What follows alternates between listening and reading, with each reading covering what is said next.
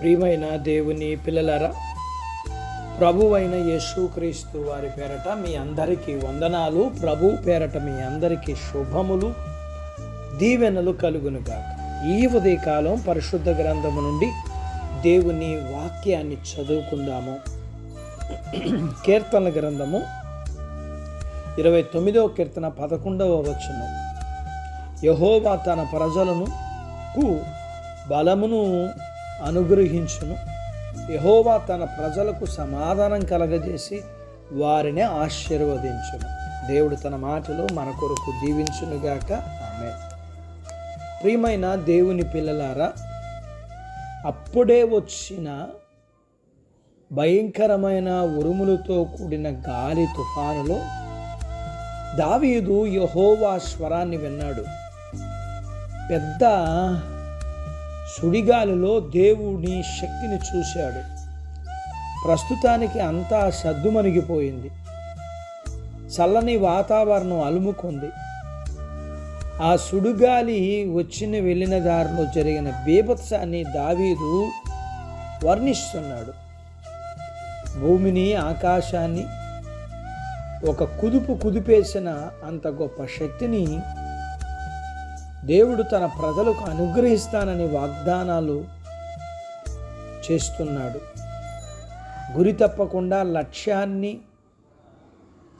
తానే ఉరుముకు రెక్కల్నిచ్చిన దేవుడు తన చేత విమోపింపబడిన ప్రజలకు పక్షిరాజు రెక్కల్నిస్తాడు.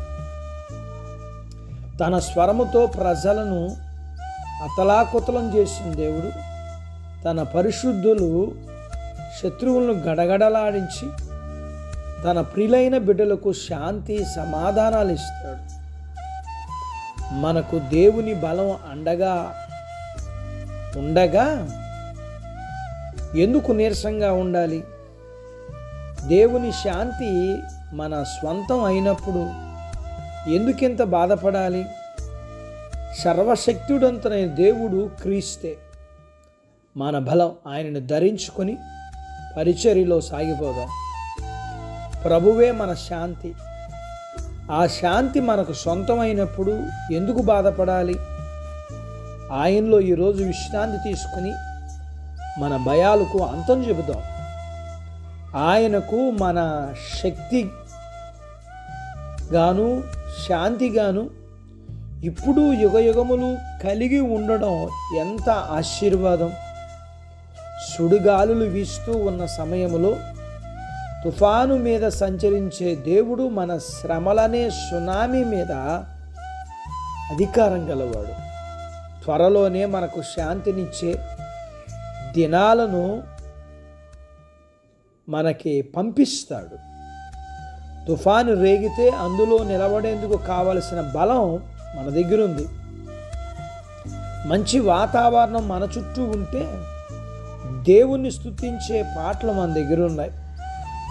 మన బలము శాంతి అయ్యున్న దేవునికి మహిమ చెల్లించే పాటలు వెంటనే పాడటం మొదలు పెడదాం. దేవుడు అట్టి భాగ్యత మనకు దయచేయునుగాక. ఆమేన్. దేవుడు తన మాటలు మన కొరకు దీవించునుగాక.